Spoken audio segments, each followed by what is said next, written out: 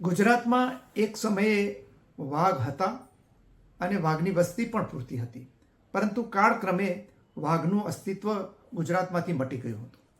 પરંતુ છેલ્લા 8 મહિના પહેલાં પંચમહાલ અને દાહોદના જે રતનમહાલ જંગલ છે એમાં એક વાઘ આવી અને સ્થિર થયો છે અને હવે એ ત્યાં સેટલ થયો હોય એવા લક્ષણો અત્યારે જોવા મળી રહ્યા છે.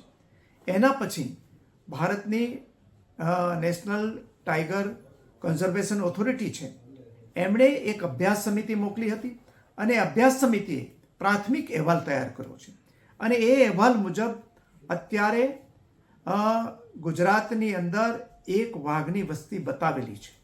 એ ઉપરાંત અહીંયા વાઘની ઇકોસિસ્ટમ બની શકે એમ છે અને એના માટેના એ સિસ્ટમને મજબૂત કરવા માટે, આ ઇકોસિસ્ટમને મજબૂત કરવા માટે થઈ અને અનેક પગલાઓ આ પ્રાથમિક અહેવાલમાં સૂચવવામાં આવેલા છે.